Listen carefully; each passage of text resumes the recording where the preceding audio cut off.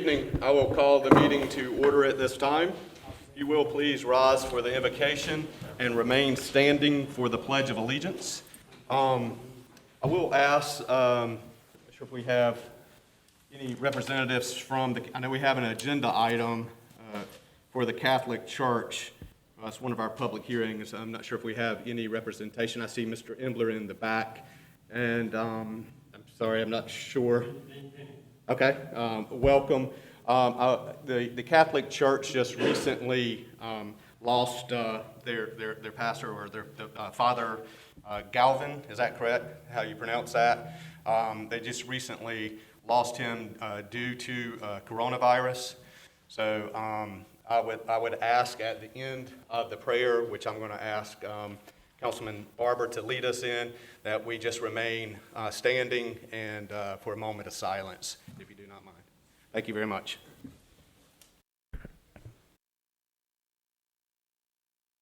Father, we thank you so much for this opportunity we have that we can come and gather as a community and go through the business of the town. We pray, Lord, right now that you would help us as we clear our hearts and our minds so that we can focus on the things that are important to our citizens. We know, Lord, that it's important to you, it's important to our citizens. So, Lord, pray that whatever we do is in alignment with those things. I pray, Lord, for our community as we suffer losses through this horrible virus that we continue to have, that, Lord, you would be with those who are sick, that are in our hospitals, that are at home, that are suffering. For the families, Lord, who lost loved ones or having to deal with the situations where they can't even be with them, I pray, Lord, now that you would comfort them, give them peace in this time of trouble. And again, we thank you, Lord, for what you do for us. Again, help us focus on the business so that we might do things that would glorify your name. For us in Jesus' name we pray. Amen. Amen. Will please remain standing for a moment of silence, please.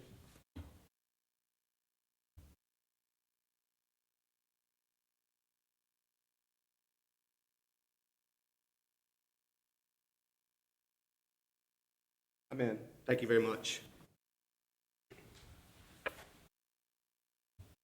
pledge allegiance to the flag of the United States of America and to the republic for which it stands, one nation, under God, indivisible, with liberty and justice for all.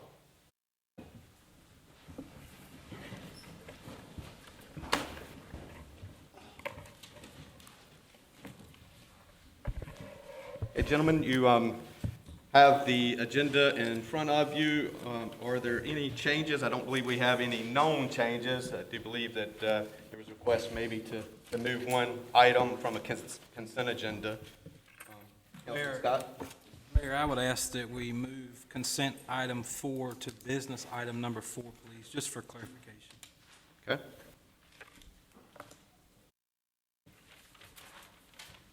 Any others? Hearing none, do I have a motion to approve the agenda as amended? I'll make a motion to approve the agenda as amended. Second. Motion and a second. All in favor? Aye. All opposed? Motion carries. Thank you, gentlemen.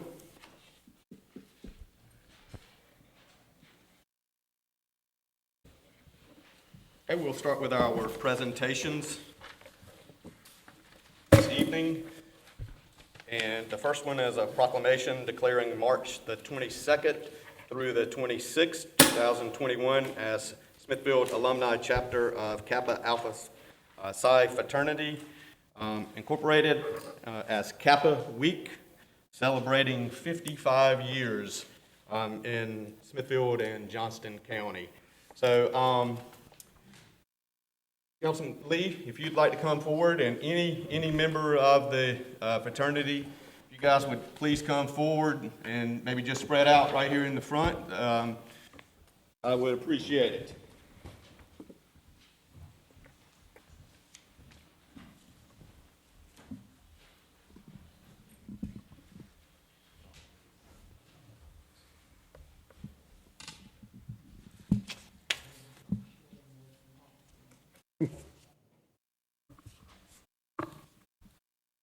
All right, so thank you, gentlemen. If you will, please bear with me as I read this proclamation. Whereas on January the 5th, 1911, Kappa Alpha Nu later to be renamed as Kappa Alpha Psi, was founded on the Indiana University campus by Elder Watson Diggs and Byron K. Armstrong. And whereas Elder Watson Diggs and Byron Armstrong were joined by John Lee, Henry Asher, Marcus Blakemore, Guy Grant, Paul Kane, George Edmonds, Ezra Alexandra, Edward Irving as founding members of the fraternity. And on May 15, 1911, Kappa Alpha Nu became the first incorporated black fraternity in the United States. And on April 15, 1915, Kappa Alpha Nu was officially renamed to Kappa Alpha Psi, and the Smithfield alumni chapter of Kappa Alpha Psi fraternity was chartered on March the 26th, 1966 by Reginald Ennis, John Winley, Rami Grantham, Matthew Sanders, Elias Sanders, Norval Lee, James Barber, and Vernon Nixon. And whereas these founding members of the Smithfield Alumni Chapter of Kappa Alpha Psi Fraternity Incorporated, along with the more than 60 new initiatives over the past 55 years, have served as elected officials, educators, attorneys, businessmen, and professionals who have shown leadership and service to the town of Smithfield and Johnston County. And whereas the Smithfield Alumni Chapter of Kappa Alpha Psi Fraternity Incorporated's fundamental purpose is achievement in every field of human endeavor. These men of distinction offer programs, initiatives, and scholarships to promote the educational welfare of the children of the town of Smithfield and throughout Johnston County. And whereas Smithfield Alumni Chapter of Kappa Alpha Psi Fraternity also provides opportunities for men to engage in the social and civil activities for the betterment of the entire community. Now, therefore, I, Andy Moore, the mayor of the town of Smithfield, do hereby proclaim March the 22nd through March the 26th, 2021 as Kappa Week, celebrating 55 years of the Smithfield Alumni Chapter of Kappa Alpha Psi Fraternity. Congratulations, gentlemen, outstanding accomplishments. I just want to say that I've learned a bit, Councilman Lee. It's a little different than I'm a Pi Kappa Alpha in NC State, and it's more of a social fraternity, right? And yes, we're still connected. Yes, we still do things, but it's not at the level of what you gentlemen do within your community. And Councilman Lee has educated me on that because I asked him some questions about it. This has been months ago before I knew anything about this, right? And I just want to say thank you for all that you do, for being positive role models for not only men, it's women, and it's not only men of color. It's all men and women. And I want to just say thank you for all that you do and for all the programs that you put together. It truly is a need, and it's instrumental in our community. So thank you very much. Looking forward to Kappa Week. Congratulations. Councilman Lee, I don't want to put you on the spot. Is there anything you would like to say? This group of guys here definitely represent our fraternity.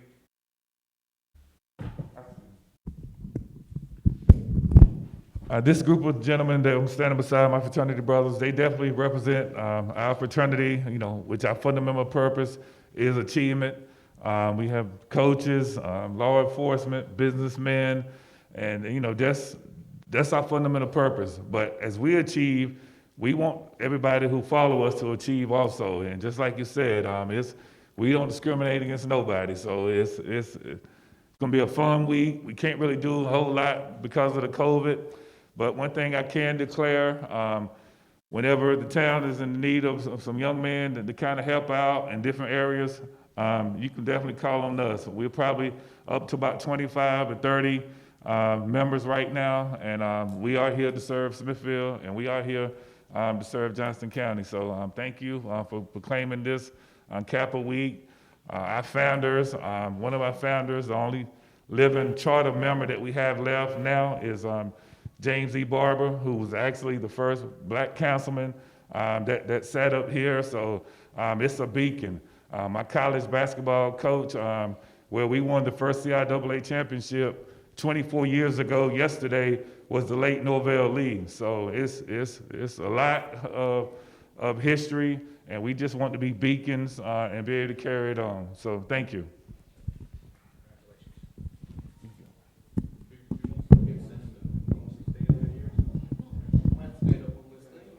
Yeah, at least I'm not sidebar. That ain't the first time either, is it? Nope.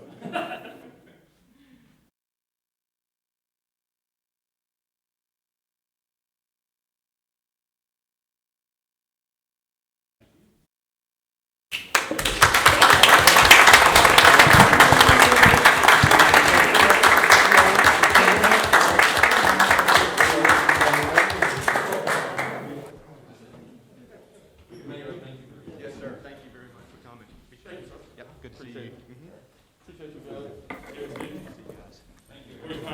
Hey, Bo, how you doing, man? I didn't recognize you with your new car. Good to see you. Thank you, John. Yeah, good to see you. Thank you. That's one of Smithfield South's finest basketball players right there, William Bo Powell.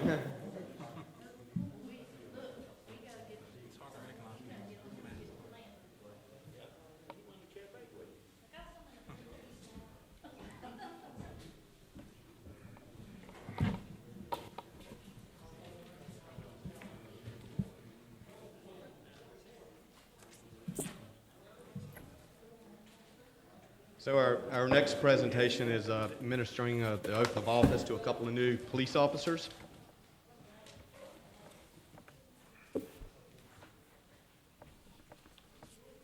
We'll start with Jonathan. Brett.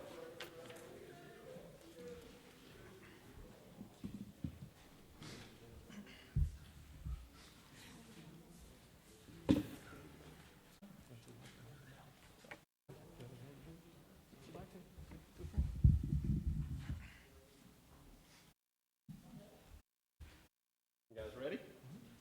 All right. If you will please repeat after me.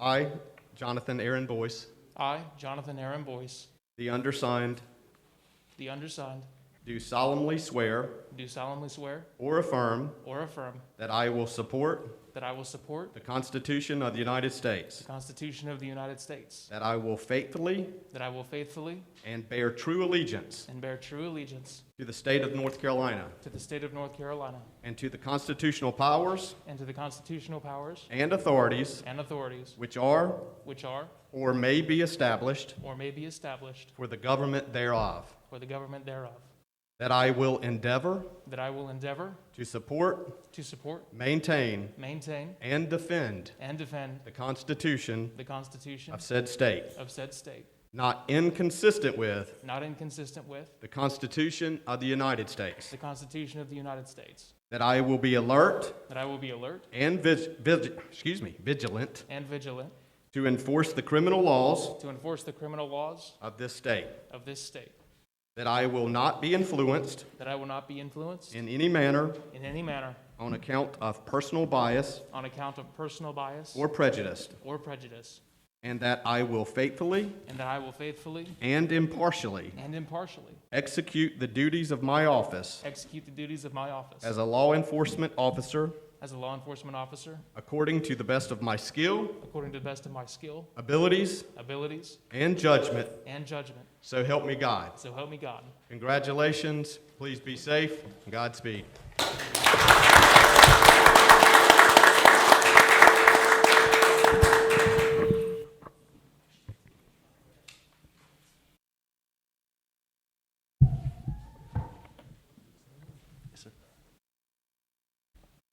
Now we'll move on to Derek Legan. And is this some of your family members? Yes, sir. My wife Summer and our son Colton. All right. How old are you, buddy? Ah. I know. I have that impact on a lot of people. Well, we are very proud of your father, let me tell you. We're very proud of him, and we are thankful that he is here tonight and that he is here to serve all of the people in this room and the citizens of Smithfield. So you should be one proud boy of your daddy.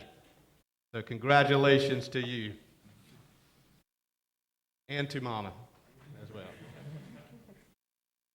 You will repeat after me, sir. Yes, sir.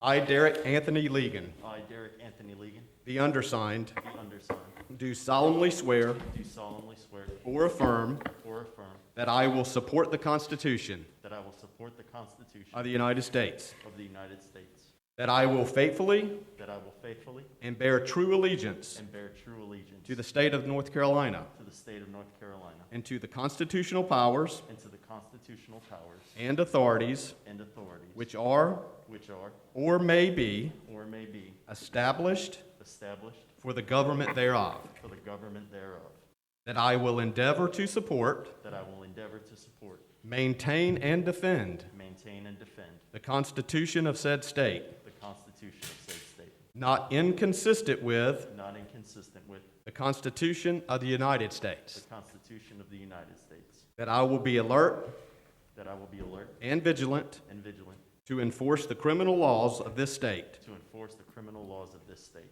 and that I will not be influenced and that I will not be influenced in any manner in any manner on account of personal bias on account of personal bias or prejudice, or prejudice, and that I will faithfully and that I will faithfully and impartially and impartially execute the duties of my office execute the duties of my office as a law enforcement officer as a law enforcement officer according to the best of my skill, according to the best of my skill, abilities, abilities, and judgment. and judgment. So help me God. So help me God. Thank you, sir. Congratulations, and please be safe.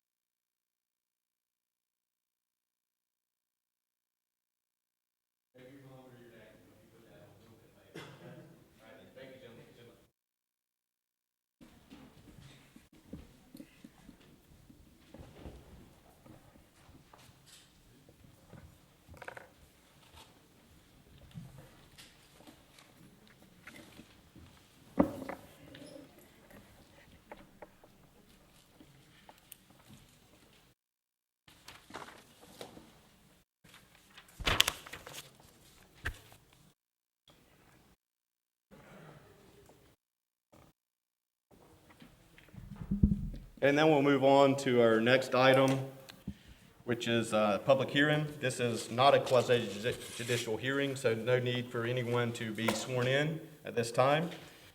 And it is ZA-21-01, St. Anne's Catholic Church. The applicant is requesting an amendment to the Town of Smithfield UDO Article 7 supplemental regulations as it pertains to columbaria, with over 200 niches and other refinements to the existing regulations concerning columbaria. With that, gentlemen, I will entertain a motion to open the public hearing. Motion and a second. All in favor? Aye. Opposed? Stephen, I'll turn it over to you, sir. Thank you. All right, this request is from St. Anne's Church. They're requesting the amendment to Article 7, 7.46. Just as a reminder, a columbarium is defined in the statutes as a structure or building substantially exposed above ground intended to be used for the internment of cremated remains of a deceased person. A columbarium is typically associated with a cemetery. In fact, GS 65-48 defines a cemetery as follows. So the town had adopted this ordinance because columbaria had had increased in popularity as the cost of funerals and cemetery plots had increased, and many churches have been adding columbarium. After the ordinance was approved, St. Anne's had found their plans for columbarium was going to be in violation with the newly adopted regulations, and is therefore requesting the changes to the ordinance. The changes they're requesting is allowed columbarium visible from the public right-of-way are only allowed to be 6 feet tall. Their columbarium is going to be 1 foot taller than allowed. They want to make an amendment to the trust fund requirements for columbarium over 200 niches with a special use permit and added reporting requirements. They also would like to increase the allowed number of columbarium beyond the 200 niches currently allowed in ordinance with a special use permit. They also want to refine the access requirements, and the ordinance will use the term niches instead of urn place, which is the kind of the language in the industry, and also requiring clear title on land used for columbarium and some other minor clarifications. So, as the ordinance was originally drafted, it was the maximum height was allowed was going to be 6 feet when visible from the public right-of-way. The planned columbarium at St. Anne's Church will be 7 feet tall. In that specific instance, you know, they're on a highway and they're set down low off the road. It certainly won't have an issue with that use. But in general, staff feels a 1 foot difference from 6 foot to 7 foot generally in the ordinance is not a huge difference and won't have a huge impact on other columbarium and other locations should they arise. Access requirements, the purpose was to make sure there is an allowance for access to a columbarium or columbarium for maintenance in the future should they need to be replaced, renovated. They felt that the language should be clarified, and so the amendment does clarify that section of the ordinance. St. Anne's is proposing up to 2,000 niches in their project, well beyond the 200 allowed in our ordinance. They would like the ordinance to be amended so that with a special use permit, you could go beyond the 200. And the thinking is, you know, with a plan and if it's carefully thought out, the council could allow that with that scrutiny. The trust fund. When this ordinance was set up, there was a requirement for 50% of the sales price for a columbarium be dedicated towards a trust fund. They're not changing that for the smaller columbarium. But what they're proposing with a very large one, that the percentage that could be dedicated could be as low as 15% with council's approval through a special use permit.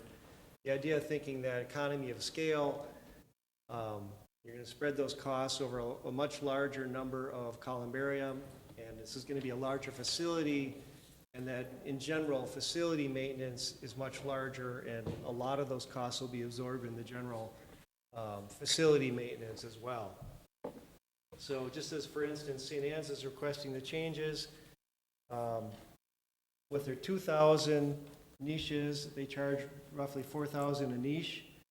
They will have an endowment for perpetual care and build out of roughly $1,200,000 once it's built out.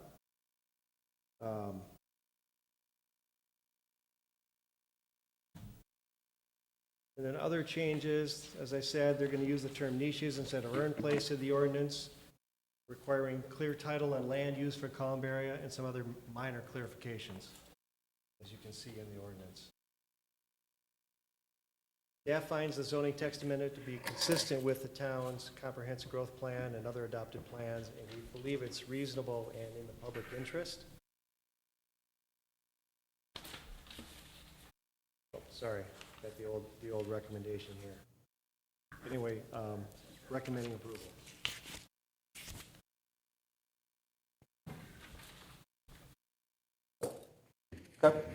Any questions? Mr. Mayor, I do have a question, and this may be for the people here. Mr. Embler may be able to help us.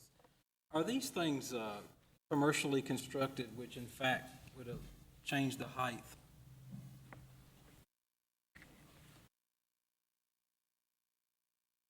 There are several different manufacturers in the industry, primarily in the Midwest and in Canada, where the rock is primarily quarried for the granite.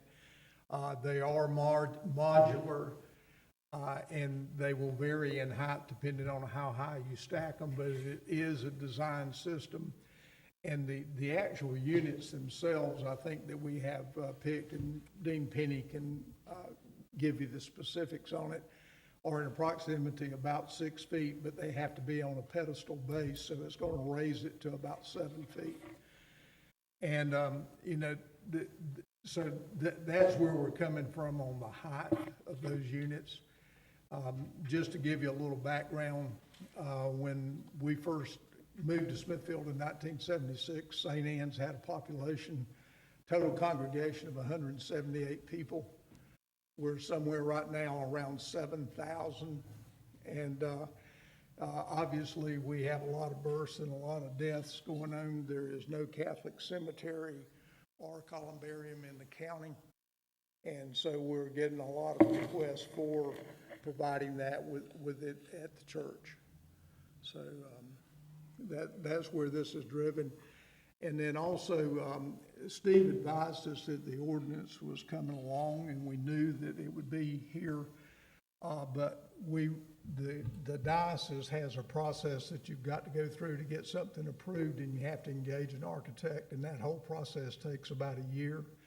And we're not able to get it in time before the ordinance got here. So we have reviewed everything with the architect, and the diocese has approved the project now, but we still have to meet local ordinances. And so that's why, short of going back and completely redesigning the entire project again, is to ask for the breaks in the ordinance.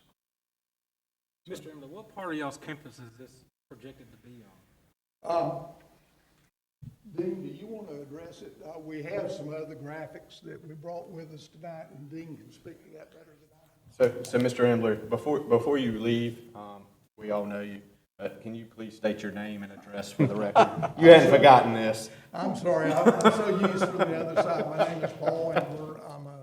Live at 11 Kentwood Drive, Smithfield, North Carolina, and I'm a parishioner at St. Anne. Thank you, sir. Hello, sir. If you will, please state your name and address for the record as well. Yes, I'm Dean Penny. Address is 1013 Quail Trail in Clayton, and I'm a parishioner at St. Anne's Parish. The question was where exactly the columbarium will be. If you're familiar with our church building, it will be on the small plot of land between the church and the parking lot on the side away from the highway is this first phase. We anticipate long-term, if we're able to sell out and fill up that piece, we would expand it in front of the church between it and the current parish center.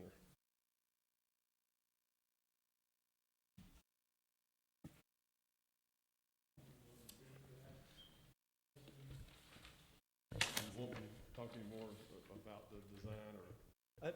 If there's questions, I would say. I mean, yeah, just explain it to us if you don't mind. Sure. This view is, so that's a better view there. So the columbarium units itself are in the circular pattern with the cross in the middle. And each of those wall units would have niches on each side of the wall units. And those wall units are all manufactured. They're pre-manufactured in the columbarium plants.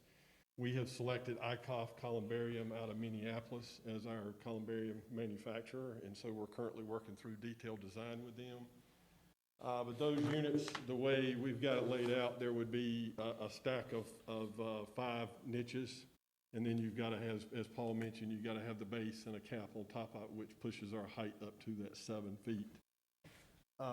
And then to the left of that, going back towards the drop-off zone, we're anticipating a sort of entry courtyard area with a fountain and a place for quiet meditation and prayer and a scripture wall and some memorial wall opportunities.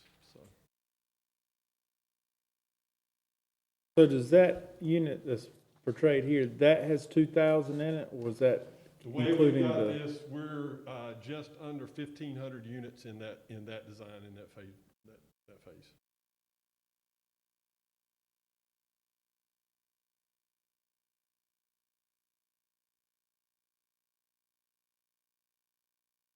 Any other questions, comments? Yeah, I Yes, have, sir. I have some questions. So my question is, I don't have any problems with any of that.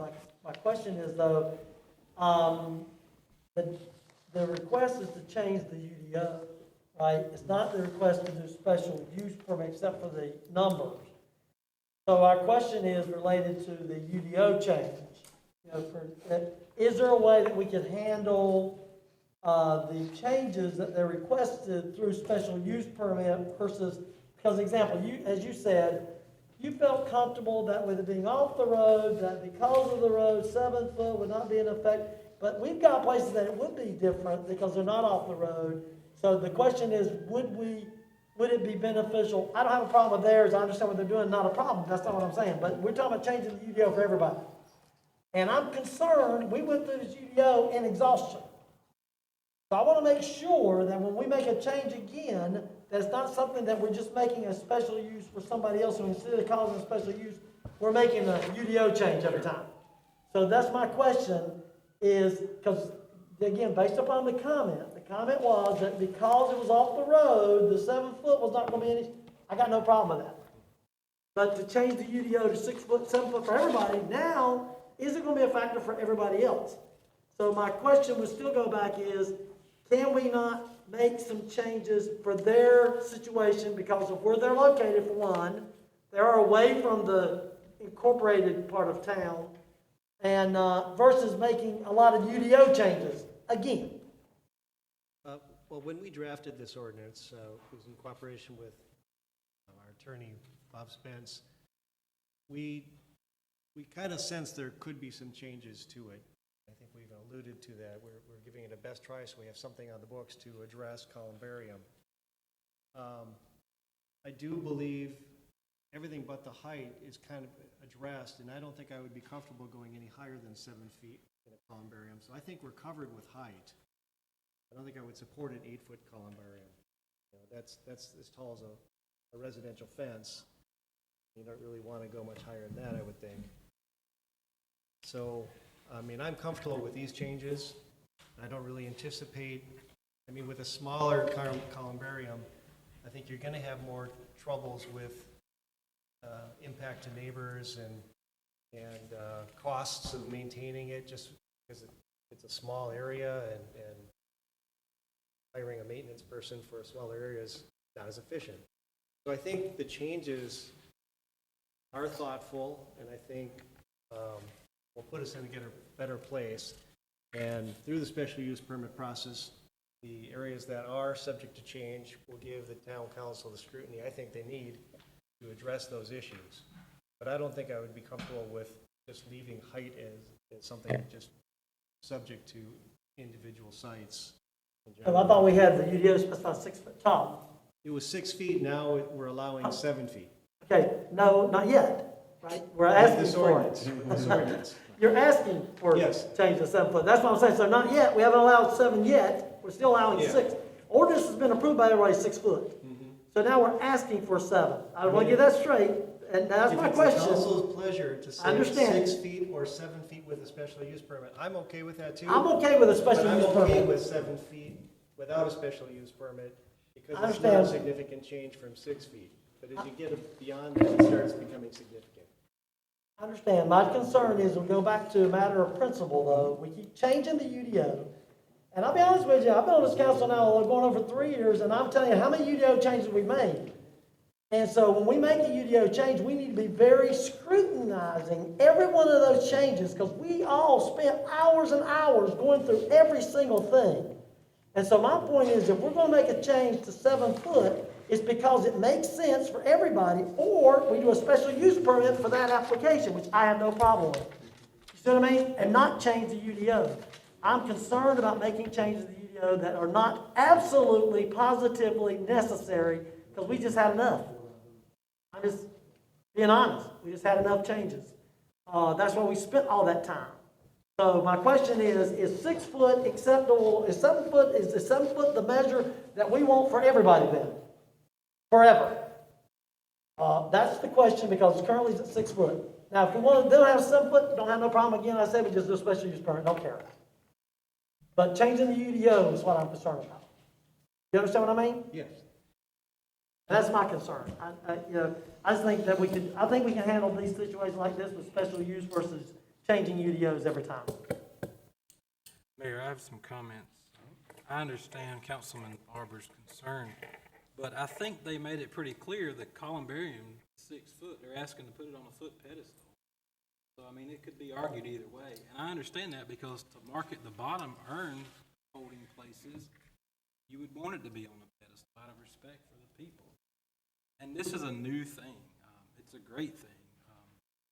But I do understand your concern about changing the UDO.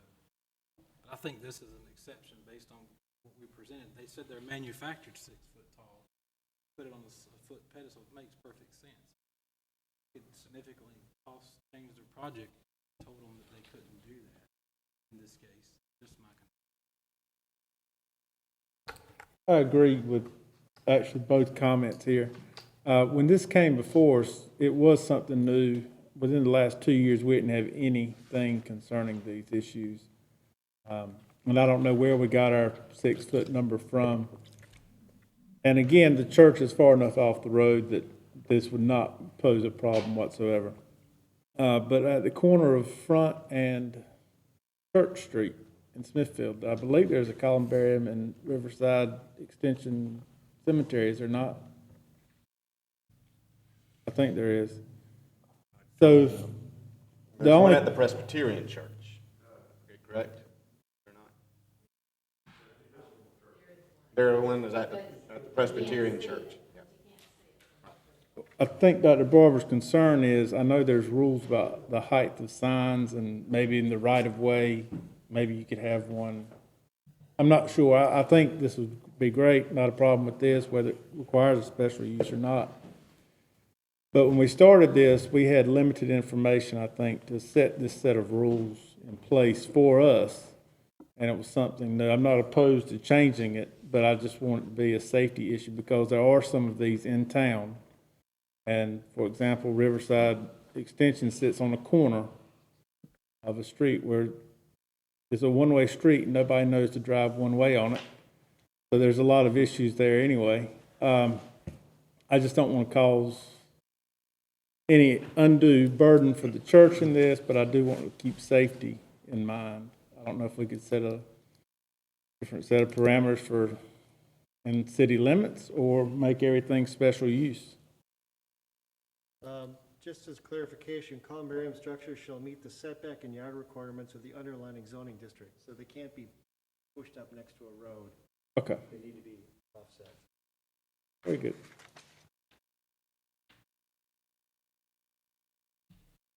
And for clarification, Mr. Winsman, you are asking to make it a special use permit with one greater than 200 niches. Yeah, only. Could we add a statement there if it's greater than 6 feet tall as well? Would that be appropriate to solve the problem? Or is that too complicated? I'm comfortable with that approach as well. I just don't believe that 7 feet is a huge difference from the 6 feet, and I don't believe staff would support something taller than 7 feet, just because you're starting to get up to like a fence height. Starts becoming imposing. Well, we know that a 7 foot one will work. They're buying that setup, so it should solve the problem. Sure. This may mean that your project may be delayed for another month or so, right? Because if it's required under a special use, then they would need to come Well, back. they're gonna have to come back. They're gonna do that We can do They're it. gonna come back anyway? Okay, yeah. because of the size, which is fine. Yep, yep. I mean, I think that would solve, well, yeah, they already have to come back.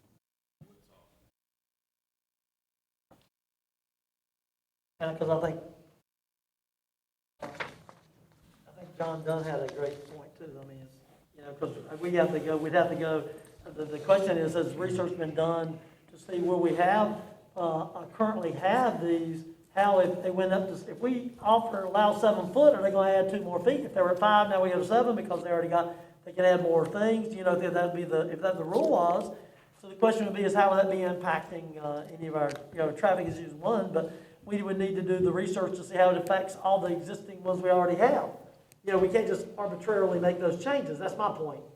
You know, we need to do that. Again, I'm not opposed at all. I want to clearly identify, I'm not opposed at all to what they're doing. Okay? I think there's a way to do it, but I just don't like the way we're doing it, is what I'm saying. I just don't like changing the UDO for that. But like I said, if 7 foot is acceptable throughout the town, I don't have a problem making that change if that's what we believe, but we need to know due diligence. We can't just willy-nilly say that without knowing where everybody else is at, what everybody else is doing, and how it would affect other people. So, but I think the idea of putting in that, and changing it to say, anything over 6 foot requires special use, along with this other comment that was already in there, I don't have a problem with that. Because now you're not affecting those that have if they want to follow the rule, they follow the 6 foot. If they want to go the other, then they can ask for a special use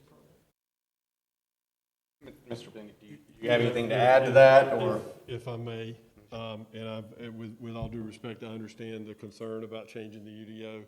Our concern as a church was we did not want to apply for a project that conflicted with the ordinance in so many ways. The height was just one issue. There's the long-term perpetual maintenance fund, as well as all the other items that Stephen presented to you. And so we understand even if you passed and modified the ordinance, we still have to come in for the special use permit because of the size of our columbarium. We were just hoping to be able to have the ordinance to where we felt like all of the other elements were also consistent with what we were doing. So.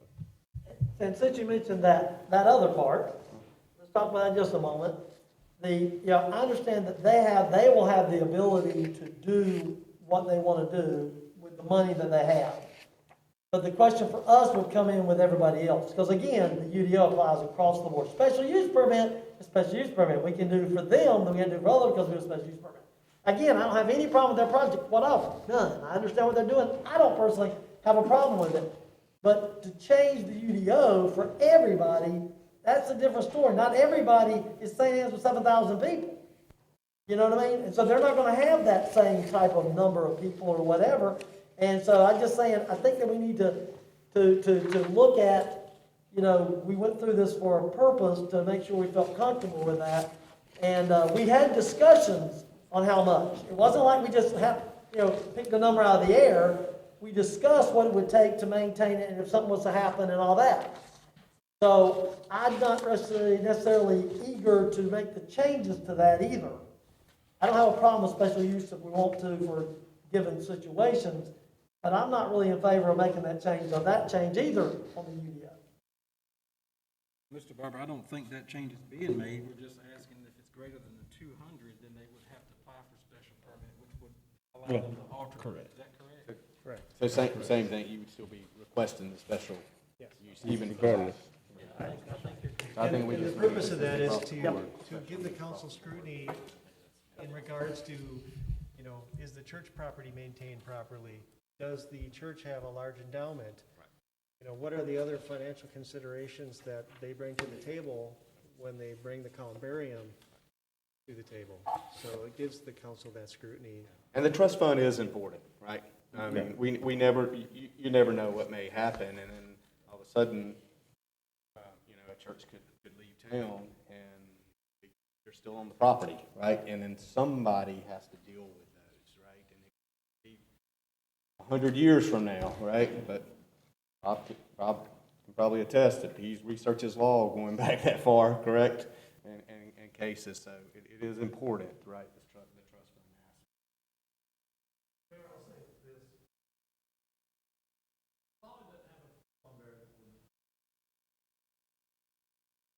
We have had issues with cemeteries. We've got one right now where, one of these older cemeteries. And we were seeing columbariums piling up all around town, numerous churches. And then we could see that they might be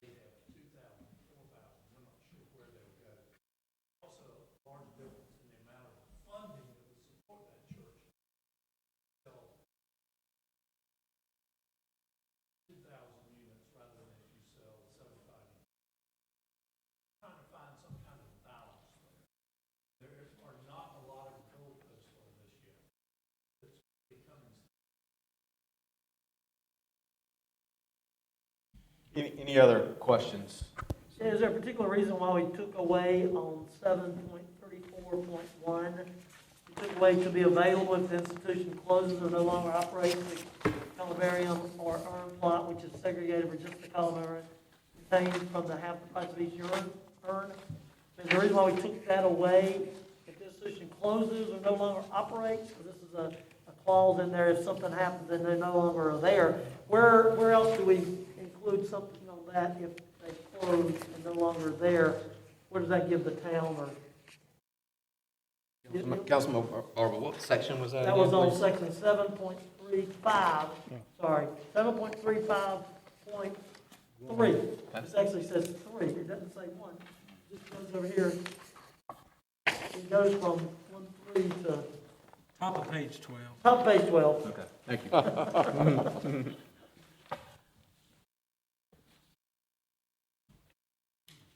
I believe that was just language that was not necessary. I think it's just more concise writing. I mean, the fund is there and is established, and its purpose is there. We didn't have to spell it all out. I mean, if it is closed,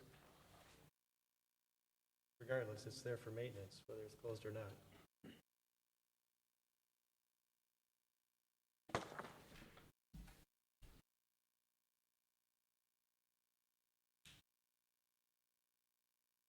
I think it's important to talk about that it needs to be available if the institution closes and no longer operates. That was the concern, the reason why we put that in there to start off with. Wasn't we worried about the churches maintaining it, it was if the church closes, then what happens? That was more of the concern, I think, that we all expressed. The reason for going with the 50%, because long-term, how do we maintain it? And we don't want to maintain something that we have the taxpayers maintain it because we didn't take the due diligence for it. So, then my question for you, so how did you come up with I read this, but how did you come up with the 15%? So the Raleigh Diocese, which covers all of eastern North Carolina, have built columbariums at parishes throughout all eastern North Carolina. And they've been doing this for years. And so they have come up with what has worked from a standpoint of how much of an endowment fund you need to build up in order to have available funds when needed for maintenance. And so the standard within the Raleigh Diocese is 15% of the sale prices. And so, for instance, if we were to get to 2,000, just to make the numbers easy, that would put $1.2 million into an endowment fund. And that endowment fund would have guidelines in it to where that endowment fund is perpetual. Regardless of whether St. Anne's is still operating or not, that fund is there to serve and maintain that columbarium. Can I add one other thing to it? Specific to St. Anne's situation is that we do not own the property. The bishop owns the property, and all property in the diocese are under the control of the bishop. And he's been very, well, not only this bishop, but prior bishops have been very precise in how these are maintained, and they've got that number pretty well refined, because the bishop will eventually, sometime in the future, be the one responsible for the property if a new church is built and that property is abandoned. And so my guess is they've got it also figured in that if they got to move all the urns, that they can take care of that with a perpetual care fund that they've established. My comment would be, again, I have no problem with belief that St. Anne's doesn't have the ability to do all that. So it's not St. Anne's I'm concerned about, right? It's the others that come behind it or whatever that may not have the same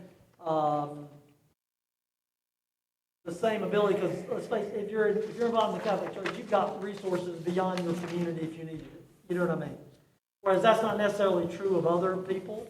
And so therefore, if there's something was to happen to theirs, if we do 15% over 200, that may be fine for your congregation, but somebody else's congregation, it might not have the ability to do it. Well, Just hang on, we're not proposing to change the 50% on the 200. No, I know, but what I'm saying is beyond the 200, it may be acceptable for y'all, no trouble, but if you go to somebody else and they had over 200, and then do they have the ability to do that? Versus you guys have a science down there. You already said you've got plenty of people already set this up, you know what you're doing, there's no question about that, but what about other people? That's why we have written in there that it will go to a special use permit if you go over 200 dishes, so the council does have final control. So may I just make a recommendation? It does, right? It will have to come back as part of a special use. So at that point, we can decide what we want to decide at that time. So why don't we just strike this language about the 15%?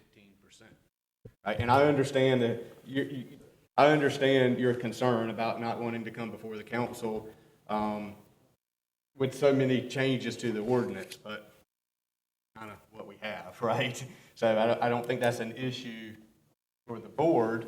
Now, I can't sit here and tell you that you're going to come back to a special use and we're going to, whenever it may be, and we agree to the 15%. I can't say that, right? But if you're going to come back for a special use, regardless, why do we have this language in here? Because it could be different for each one, right? Yeah.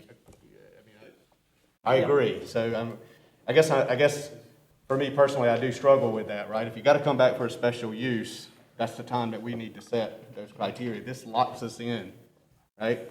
It's a floor. Correct, right. Mr. Mayor, the current ordinance does not allow for a special use. So that has to stay in there. You have to amend the ordinance for that. Sure. And so that would be a necessity anyway. The thing being is that, how to say it, given that there needs to be reasonable parameters so people know how to plan by, and that, there's a cutoff that we proposed, which it was 200 niches versus, that number could vary if the council so desired, where you varied the percentage, but you've got to go within a reasonable expectation of planning so you know how much you can afford to build, I guess is a good word for it. Well, but you just said it is a floor, and I did just read that, right? It says, and in no case will the percentage be less than, right? So we could set it higher than that at the special use time. So my apologies, I missed that portion. So it does say at no time shall it be less than to 15%. Right, and the It thinking doesn't lock was- us in to 15%. The thinking was accepting the Catholic Church as a best practices since they've had so much experience with that, whereas when we created the ordinance, we didn't consider that aspect of a large institution. But given their experience and, if we use them as a best practice, we thought that would be a reasonable floor, which is what they're asking for. And then beyond that, we can evaluate the institution coming forward and make an appropriate decision. Yep. Yeah, I'm fine with that. Sorry, I And misread I'm also, that. to Councilmember Barber's point, I'm okay putting that language back in. That was struck by the applicant is maybe frivolous language or not necessary, but it doesn't hurt to have it in there if that intent of the ordinance wants to remain in the ordinance.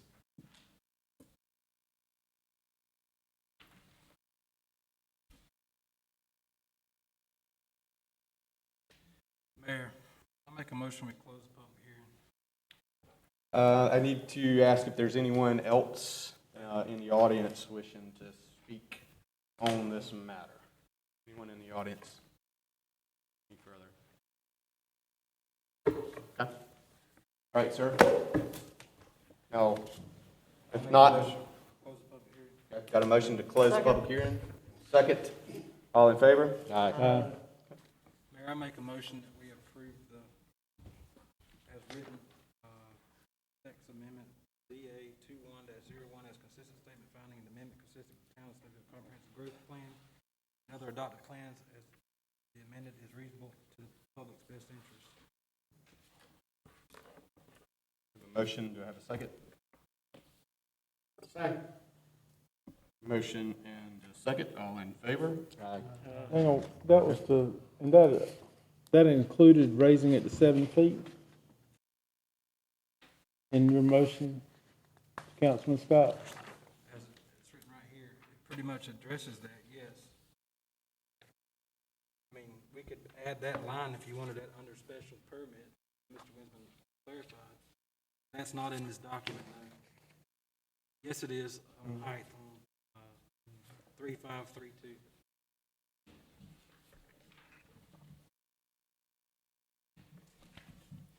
I'm not clear. Are you requiring that if As you want it's- to go over 6 feet, you need a special use permit to go over 6 feet, or is it I like the way you allowed got up it to written 7? right here. Yeah, the motion was as written, which Okay. 7.3532 states that we'll change it to from 6 to 7 Okay. feet without a special use permit. Okay. All right, so had a motion, second, and a vote, correct? Madam Clerk, did you get that, or do you? She did not get the no's. We hadn't had it yet. You didn't ask for the no's. Oh, okay. You said ayes and then Sorry, never. okay, sorry. Well, because Councilman Dunn interrupted me. I just want to be clear about it. Come on, Pro Tem. I know, come on, you're supposed to I'm keep us really on okay track. with it. All right, so, let's do that again, though. All in favor, say aye. Aye. All opposed? No, One opposed. Okay, motion carries. Thank you, gentlemen. Thank you.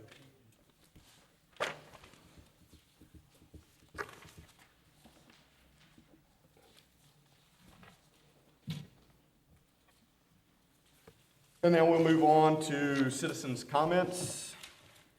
Anyone wishing to speak, please come forward. Okay, not seeing anyone, do I have a motion to approve the consent agenda as amended? so moved. Second. Motion and a second, all in favor? Aye. All opposed? Motion carries. Okay, we'll move on to our business items. The first business item is consideration and request for approval to appoint one person to serve on the planning board as an in-town member. Madam Clerk, I think you have some information to share about this. Mayor and members of council, good evening. On page 85 of the agenda packet is a request to appoint one person to the planning board to serve as an in-town member.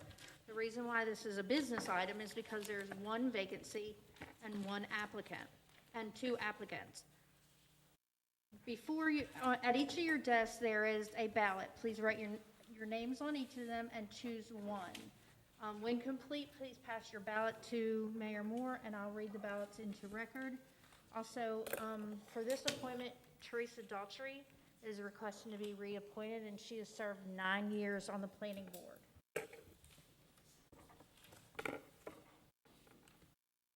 I wouldn't finish if you'll pass your ballots this way to me. Oh, to you.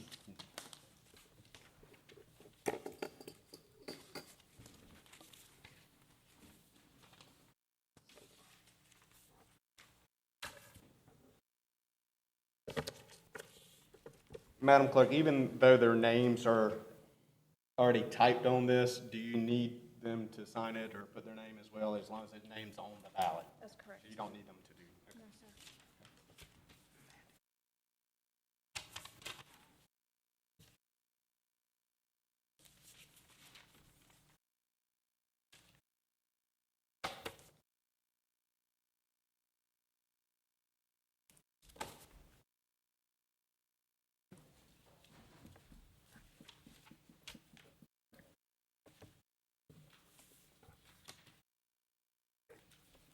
I'll now read them into the record.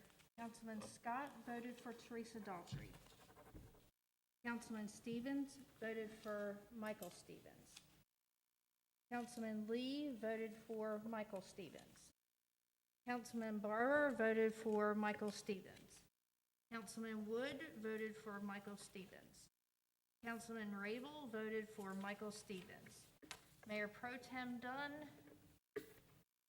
voted for Teresa Daughtry. So,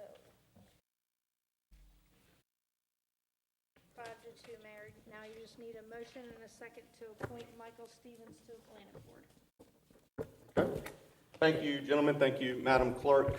With that being said, do I have a motion to appoint Michael Stevens to serve on the planning board as an in-town member.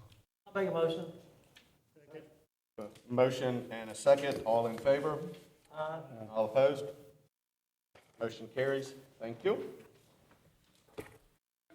Okay, we'll do the same process for our next business item, which is consideration and request for approval to appoint one person to serve on the library board of trustees.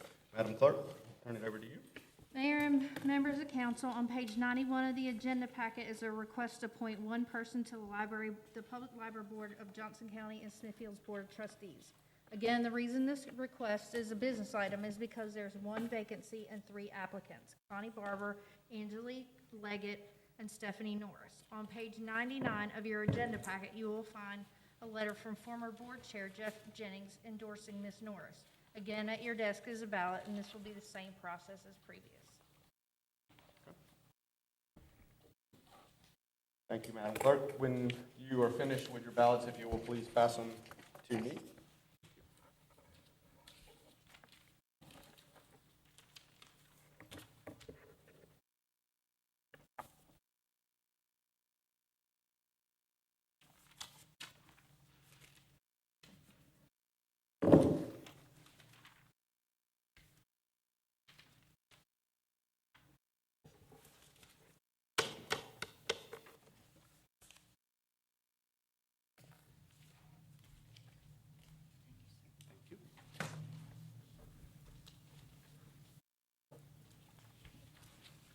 I'll now read them into the record. Councilman Barber voted for Connie Barber. Councilman Lee voted for Angelique Leggett. Councilman Stevens voted for Connie Barber. Councilman Rabel voted for Connie Barber. Councilman Wood voted for Connie Barber. Councilman Scott voted for Stephanie Norris. Mayor Pro Tem Dunn voted for Connie Barber.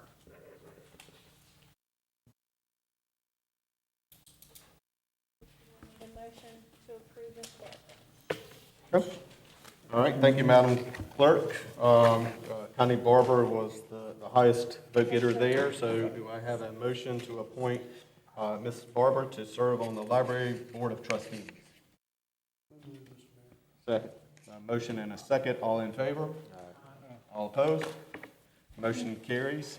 Thank you, ma'am. And may I just take this moment to say that, yes, we had to make a choice, but I am very pleased that we had to make a choice, right?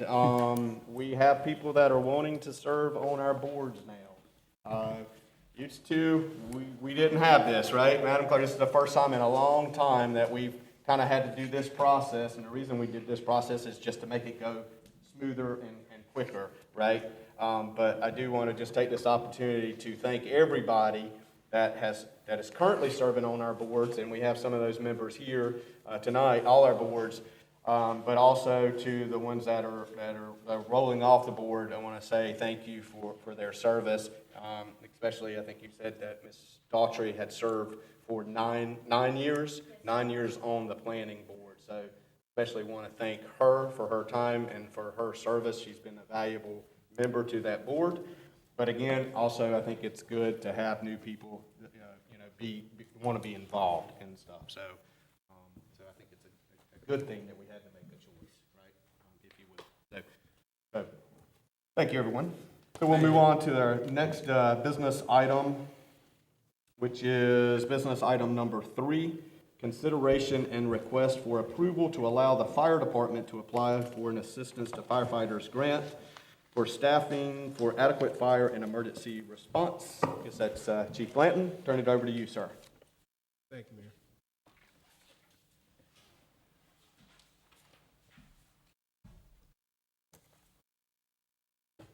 Mayor, Council, in front of you have a action form we are requesting to apply for a FEMA SAFER grant to hire 6 firefighters. This grant is a no-cost grant for 3 years to the town. Due to not funding the program last year, FEMA is funding it at 100% for 3 years, with no requirement on the 4th year of the town to continued employment if they so choose. So that is what is in front of you, and I'll stand for questions if you have any. Any questions for the chief? How's your number of firefighters as far as your employment numbers? How many are you up to capacity? Are you I know these are going to be extra people that you're adding. I know we've had a discussion about the volunteers, and our volunteer numbers have been dropping, therefore you're having to add more. My question is on your regular staff of slots, are you full? You see what I mean? That's my question. Yes, so normally we have 21 full-time employees. 18 of those are firefighter positions, ranked captain, lieutenant, so forth. We do have one opening that we're planning to start on the process next week. We're waiting on a retirement for that, and we're moving forward with that. So that position should be filled shortly. This would be 6 additional positions. In the last few years, we saw a decline in the response of our firefighters to scenes, and so to structure fires mainly. And it's been a sharp decline, and we discussed that last year in the budget. So what this request would be, I know it sounds like a lot of personnel, it is, 6 people, that equates to 2 persons per day. And that would backfill the 2 engines that we have at Station 1 and Station 2. So currently we have 3 people that ride those trucks daily. This would be the 4th person, which would meet that need. And we're still needing more based on NFPA and DOI requirements and standards. So did that answer your question? It did. I did just not on subject of this, but the other question would be is how's your and I don't think it's bad to digress off this thing here subject, but how's your the initiative that you did with your volunteers, increase your volunteer numbers? Did you see any increase in your volunteer numbers with that new initiative? Somewhat, no. Actually, I think it had a lot to do with COVID. Oh yeah, I'm sure. The year of COVID we had, we actually had to postpone a period for about 60 days where they weren't participating due to when the COVID we hit so high, and to keep everybody kind of safe. But other than that, it's been dwindling. It's just participation. That's the numbers we're seeing right now. It's actually dramatically dropped. So Chief, have we, do we have anybody currently, have we gotten one of these grants at any time, I mean, recently or anything? Yes, sir. We got one in 2017, and it ran from 2017 to 2020, October 2020. It was coincided with the opening of Station 2. Gotcha. And so that was 3 personnel at the time. Are those personnel that we hired as a result of that grant still employed? Yes, sir, they are. They are, so we're picking, I mean, now we are paying for that. Yes, sir. Correct. This will be the first full year. I mean, I think it's a great idea, right? But again, gentlemen, we see your note, the note from the manager, right? So we pick these individuals up, and we just have to plan for it, right? I'm not saying we shouldn't do it. I just want to be transparent. The manager has a note in here that we have to plan for it, and I'm sure that was discussed in the budget last year as far as picking these firemen up, right? But it says it will likely balloon to $470,000 annually. Is that correct? So we just have to budget for that, right? And obviously our town's growing. We may need the additional people. We may have the property taxes to support it. Should we not, we're currently at 57 cents, and it would go up to 61 cents to cover just this personnel, right? I'm not saying we should not do it. I'm just saying be mindful of that, right? And we can always look at it, right? It should, and this is not to say we would even get this grant, right? I mean, we're just applying for it. So we don't know that we would even get it, right? Right, yeah. And the grant here also says, though, that well, I think you mentioned it before, we're actually under no obligation to continue after the 4th year. That's correct. So if we chose not to financially, and we could say, well, instead of 6 people, we're adding 3 people. I mean, we could always, based upon finances, make an adjustment at that point in time, if we decide to make the people permanent. And we're under no obligation to keep those. So for all practical purposes, we get this, we get 6 firefighters for free for 3 years. Is that correct? Correct, yes, sir. And Not exactly free, you still have Well, to buy the uniform. I understand that, I understand, there's always costs involved, I understand that, but relatively, salary-wise, we get them for free. Correct. Free salary, which is equal to that total number of money, which is pretty much a good amount of money per year. The grant that just ended, was that 100% for all 3 years, or was No, that sir, a it was- graduated grant? It was prorated, so the first 2 years it was 75%, last year was 35%. But this one is 100 for all 3 years. Funding completely, so it'd be zero cost to the line item of employees. Chief, is that just because it's a different type grant, or is that just pool of money that they had for that year? Because of the 100%, as opposed to what Mayor Pro Right. Tem was saying, it just depends on how much money they have available in the pot for that year. Right, so it's the same grant, Mayor. They just didn't fund a lot last year, so Right. they've added more funding to that this year. Gotcha. Okay. Mayor, I have some questions. Sir?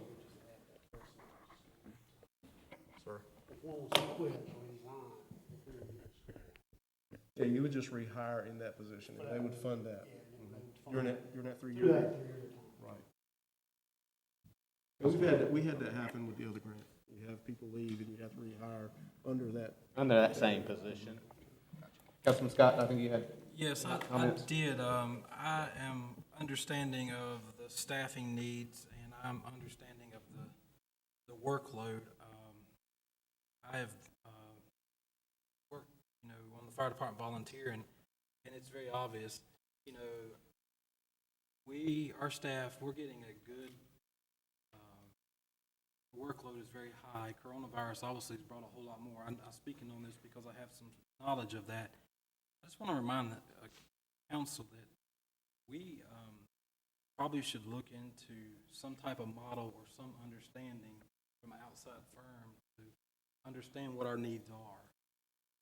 The reason I say that is because looking at the numbers, just the raw numbers,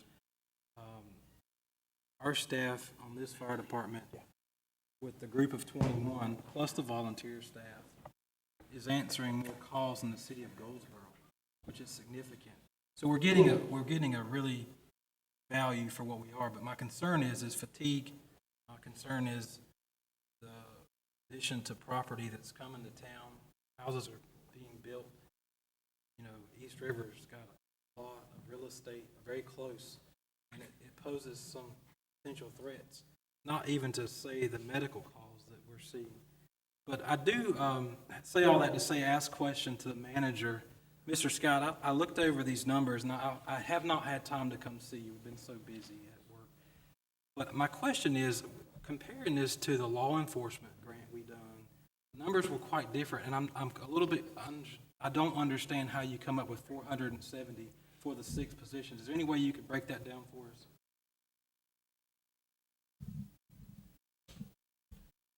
Just so we understand. Sure. The 6 positions would be at starting wage and starting benefits as they are today. If you take those 6 positions and you add 2% a year for salary increases, which is what we've traditionally done, and you include the pension increases that are already planned, you're at $470,000 for those 6 employees, benefits and salaries by year 4. So in other words, that's an inflation that's built into that, based off the raise potential. It's based on, if you want to call inflation 2% salary increases, then yes, that's what you're referring to. And historically, we give merit, which is based off performance, so it could mark. We haven't done merit for 5 years. We have done across the board salary increases, and our minimum's always been 2%, sometimes more. So that's where the difference in the math come up, because what do you know what percentage that was? How much dollars that those extra percents were? I'm not sure I'm understanding your question. If you add the salary, the benefit package, and everything, what additional dollars was the percent increases? I do not have that information really available. You're talking about what it would be if you backed out 2%. Yeah. Maybe you can get that. Yeah, I could get that. I have another question to Chief. A while back you presented to us that you're supposed to have so many people you're supposed to have so many people at a call, correct? That is And correct. if you don't have that, then you're not meeting some type of a standard that's required. That's correct. And the town of Smithfield has not been able to do that in a number of times. Is that correct? That's correct. Would these 6 positions help us be able to improve our percentage of that, or it will still not make us get there? Yeah, it will, and kind of, let me break it down real fast, I hope I don't lose you. So, when I refer to that, it's called compliance of having staffing and adequate equipment on scene. So, what they're looking for, 1710 and 1720 in FPA, they're looking for 4-man engine companies to respond to a fire scene within 8 minutes. The time frame, we're meeting all day long, we're getting the trucks there, we're just not having the right amount of people. This request is going to put four men on those 2 trucks. Now, keep in mind that the minimum requirement of personnel on scene is 12, not including a chief officer, captain or whatever, the one that takes over. So just those 2 trucks are only bringing 8 people. So there's still a need for additional personnel. Used to, we were able to accomplish that with the volunteer staffing. But with the influx of people having to work every minute to survive now, the decline of volunteerism is dwindling pretty quick. So to put it in perspective, in 2019, we ran roughly 84 calls. I may be off on the numbers, but I'm pretty close.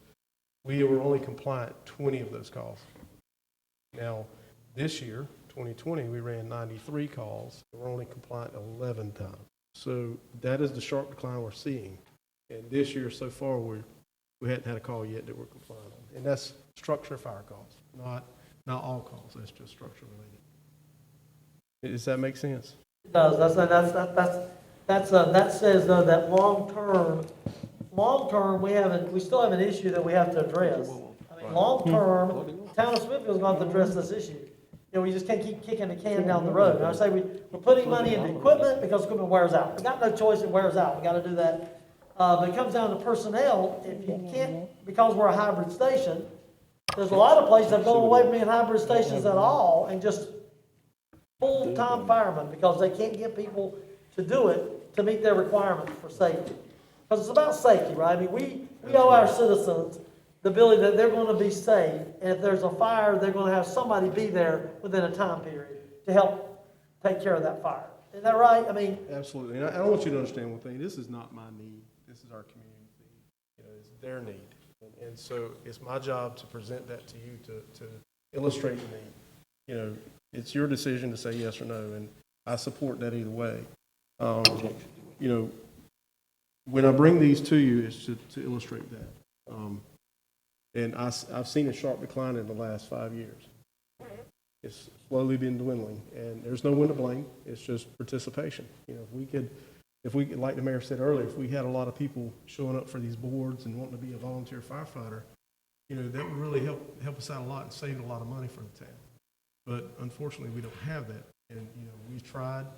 Last year in budget, we tried to bring up the change the way we were looking at volunteering, adding more money into that system.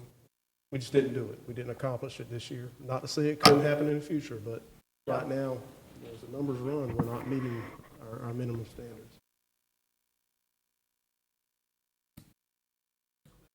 My question is, John, these guys, say somebody quits, and I think you mentioned it, I just couldn't understand what y'all was saying a minute ago.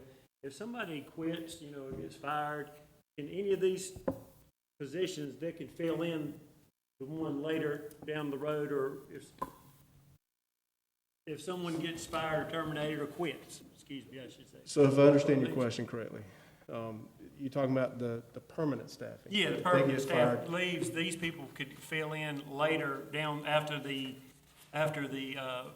grant's over 3 years, and they'll be part of the staff anyway, because you're going to have attrition between now and then, correct? Yes, correct. The only thing with the grant that stipulates hiring or anything is you cannot have, for example, Mike couldn't hire me if I'm already staffed as a safer person.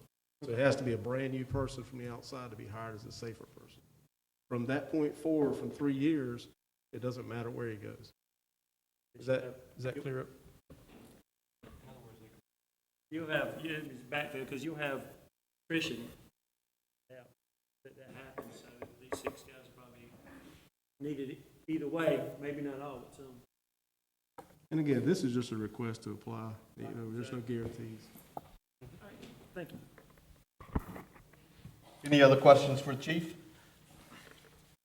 Mayor, I make a motion, we approve the request. A second. You got something? I was just gonna say for the application.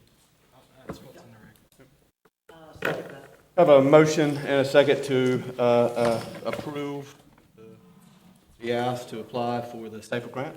All in favor, say aye. Aye. All opposed? Motion carries. Thank you, Chief. I do want to add just one thing, just because you say that you made the statement that we're only compliant, right? And I think that's X, whatever you said, X number of people to I'm talking a structure file within X number of minutes, right? For the public and those listening, right, we do have plans in place. We do have mutual aid agreements in place. And when there is a structure fire, I'm pretty sure that we have the right personnel and apparatuses on scene and very quickly. So I just want to assure the public that is listening and that is here, that we do have those agreements in place. I know it's probably been a month ago, there was a fire on Vermont Street. Yeah, Vermont Street, almost at Welland Street. Dr. Ranger's house, I believe it was. And there were fire trucks from Four Oaks, there were fire trucks from Selma, there were fire trucks from Smithfield, maybe even possibly Wilson Mills. They were coming from everywhere, and I witnessed that personally. I saw how fast they got there. I saw the first truck on the scene. So that doesn't happen all the time. I realize that, but I do want the public to understand that just because we may not meet this criteria with our current staffing, that the chief has worked with other communities, and we do the same. We provide. I was just looking at the numbers.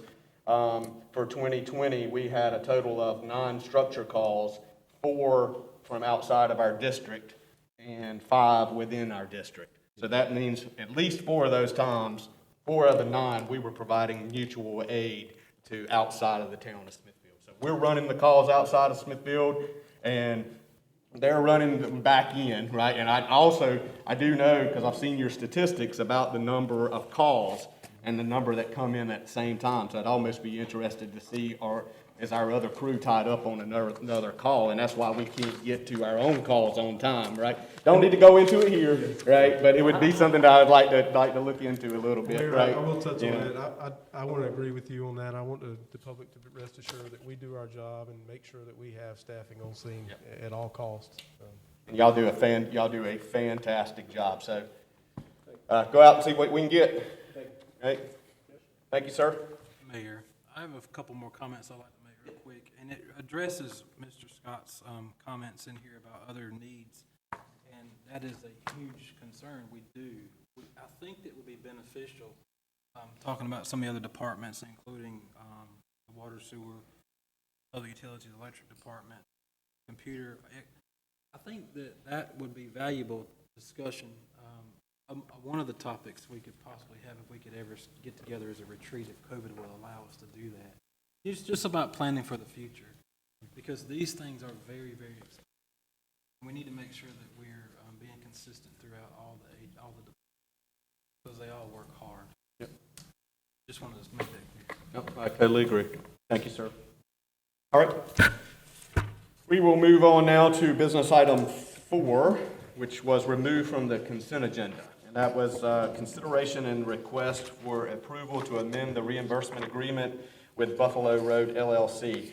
So, Mike, can you kind of just give us high level on that? And there may be some other questions from the council members, but can you kind of just give us high level what's going on there? Sure, Mr. Mayor. Or as in detail as council wants. At a previous council meeting, the council approved a change in the plans for Buffalo Road subdivision. Part of those changes incorporated a change in phasing from 9 phases down to 7.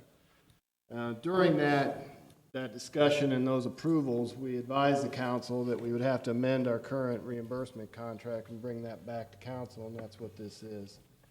The reimbursement contract is You have the red line version in front of you. All the changes are in red, and any deletions are crossed out. The primary differences are on page 37 through 38, which is the chart of reimbursement schedule. The total amount, which is one of the important issues, is only about $4 difference than what it was previously. So the reimbursement schedule reimburses about the same amount of money for the same amount of property. It's just phased differently. All the reimbursements, all of the things that are being reimbursed, the infrastructure and things are the same. That hasn't changed. I just had one question about this. A couple months ago, when Mr. Smith was here and had requested the revision to the retention pond and drainage issue, that's when he announced that he was going to consolidate it down into 7 phases, I believe.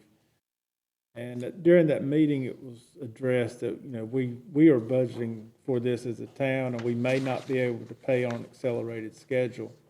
And I think his comment was, that's okay, we'll work it out. So I don't know what's happened since then, but has there been any more discussion about this? Because the way it was left that night, it kind of sounded like we weren't going to accelerate our reimbursement arrangement to him. And we haven't. If you look at page 39 of your agenda packet at the top, we were reimbursing at a rate of 1 1/2 phases a year. We've changed that now to where we are only reimbursing up to 1 phase a year instead of 1 1/2. On a schedule of 1 1/2 phases a year with 9 phases. 6 years. That would have been a reimbursement schedule of 6, minimum of 6 payments. Now, we're going to end up breaking down what's left. We've already made 1 payment to 7 payments. So we've actually, instead of 5 payments, we have 7. So we've broken that same dollar amount down into 7 payments instead of 5. So we're actually paying less over a longer period of time. Okay, that makes sense. I just, when I looked at it, it looked like we were going to be repaying faster. Yeah. And I wasn't taking into account the change from 1 1/2 down to 1. So, okay, thank you for the clarification. Any other questions? And then the reimbursement is based upon occupancy, is that correct? It is. You have to have certificates of occupancy. Right, so the point is that this, again, let the taxpayers know that they don't get paid unless somebody's gonna move into those places. That's right. Until there's tax money coming in for Right. property taxes, we're not paying any of the reimbursement. Any other questions?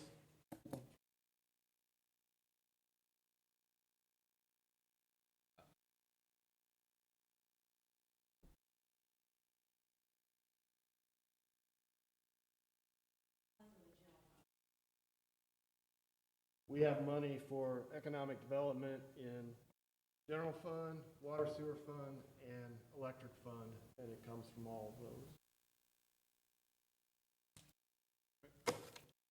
What's the pleasure of the council? What are we asked to do? Approve it? Approve it, yeah, yep. I move we accept it. Motion and a second to accept the request for approval to amend the reimbursement agreement. All in favor? Aye. All opposed? Okay. Motion carries. Thank you, gentlemen. Okay, now we'll move on to council members' comments. Anybody have anything? Mayor, I have a few comments. I started to share them earlier.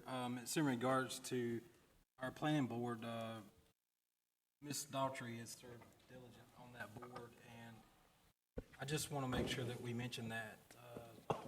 She serves many hats in the community, but she's done a lot for Smithfield, and I just don't want that to go not recognized. Absolutely. And I just want to tell her publicly thank you for what she's done.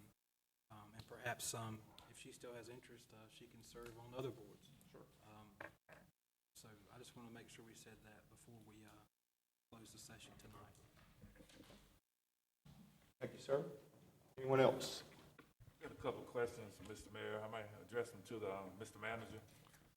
Just far as updates, kind of where are we as far as with the CBD grant with Skip Green? I know it's been a couple of months. I haven't heard anything, so I was just wondering where we were with that.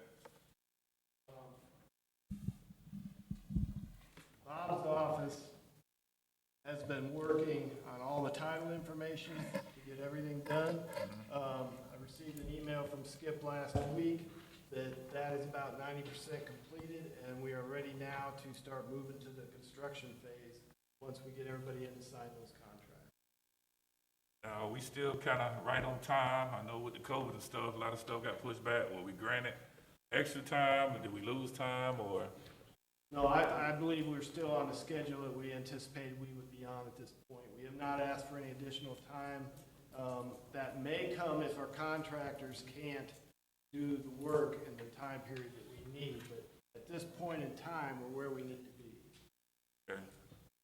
Then another subject, this where we are with the RV park. Well, I can have Stephen come in. He has plans sitting on his desk for the RV park. They have not requested a permit yet, so there's been nothing permitted for the RV park, but we do have plans for it. And you know, they're going back and forth with the developer right now. Okay. And then just the last comment I just like to make, and it kind of goes back to this summer when we had the 100 men in suits, and I remember standing out here in front of town hall that day, and there was different people talking at each group and at each location or whatever, and definitely our manager, he definitely made the comment, and it stands out every day. Basically, it was good to be out there marching that day, but what are we gonna do? Proclamation that was kind of made tonight was kind of, using my fraternity brothers,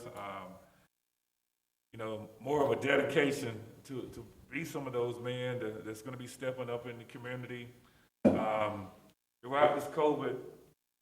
And I give kudos to Dr. Pearson over at the health department, but the Smithfield Progressive Men's Club is pretty much the organization that was founded out of my fraternity with Reginald Ennis, James Barber, and some of them guys.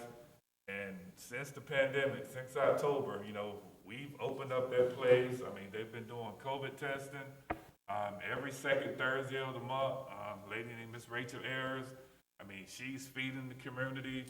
And that's kind of the rededication that we're definitely trying to bring as, we quote Team Smithfield. And I mean, it's people coming to get COVID tested from Goldsboro. I mean, they coming from other counties. So, I mean, really, we are, not just trying to, just talk about it. We're trying to be a beacon in this community. And, why not, during the pandemic, and when the pandemic is over, we still going to do whatever we need to do to continue to let Smithfield thrive. So, just trying to put your statement into some action. So, I appreciate that.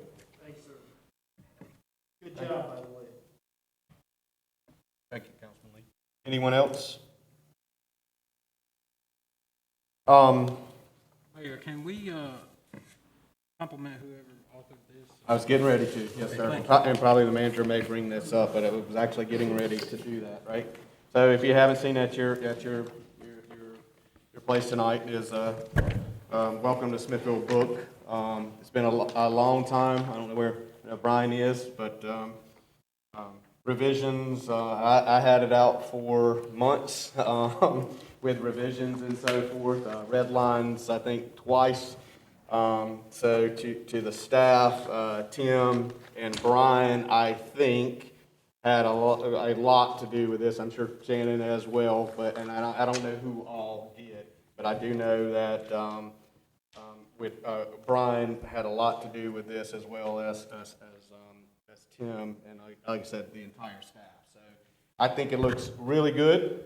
It is a great marketing tool. It's something that we can get out in the community, not only for our residents, but when people are coming in looking to relocate to Smithfield, whether it's residential, commercial, or business, is something that we could hand them and say, here's a little bit about Smithfield. More of a personal touch than just say, hey, go see it on our website. So I think it's outstanding. So thank you, Councilman Scott, for bringing that up. And Chief, I mean, come on now. I know you planned all this stuff, all these sirens going tonight when we're gonna, approve your grant and so forth. But with that being said, it saddens me to make the next announcement that an individual who I truly respect is a gentleman as well as a professional to the highest extent, who has served our community for about 30 years, has decided to retire from the town of Smithfield from emergency services. And Chief Blanton, I was very saddened to hear that news last week when the manager told me. I consider you a friend, as well as I mentioned, a professional. You're always very professional at when you present information. You try not to bring the politics into it, at least into this room, right? And I respect you and I commend you for that. When we have emergencies, you always are calling me or texting me and giving me updates personally of what's going on, natural disasters. Those texts are coming directly from you and through Mike as well, right? But it's definitely helped me as a mayor to be informed, to be able to get the information out to the council, and then to get the information out to our citizens. And the times that you've called me and come by my house to pick me up at midnight, and we've ridden around. I remember one day we rode around and we picked an individual up that had just been released from the county jail. Is that correct? It was after one of the floods, and he had nowhere to go. It was during a flood, the power was out, and he had nowhere to go. And we stopped and made sure that he was okay. And I mean, it's just those little things, but most importantly, it's not only those little things, it's what you did and what you, I'm sure, will continue to do until your end of your tenure. It's just making our organization, our fire department, probably one of the best, if not the best, in the entire state of North Carolina. And with that, sir, I just want to say congratulations on your announced retirement. And again, it's going to be a big loss to the town of Smithfield. With that being said, Mr. Manager, I will turn it over to you for your report, sir. Thank you, Mr. Mayor. I don't have a whole lot this evening. We're talking about the fire department. We do have our new fire engine is in North Carolina now, and it is anticipated it could be delivered as early as this Friday. So that'll be nice to have a new engine here. The SHRAC is back opened up to non-members, so encourage people to use it. Follow the CDC rules and wear a mask and distance yourself and wash your hands, but please come and use the facilities. They're set up to accommodate all those things. Also, remind the public and the council that we have a special meeting that will be noticed for Thursday, March 11th at 6:30. Be a public hearing as required by the local government commission regarding to the financing for the police department expansion project. It shouldn't be a very long meeting, but we do need to have that to meet LGC guidelines for that loan. So appreciate everyone's cooperation. That's all I have. Thank you. 6:30, correct? 6:30, yes. Okay, on the 11th. All right, thank you, Mr. Manager. If there is nothing else, I will entertain a motion to adjourn. Go adjourn. Yeah, he's gonna advertise.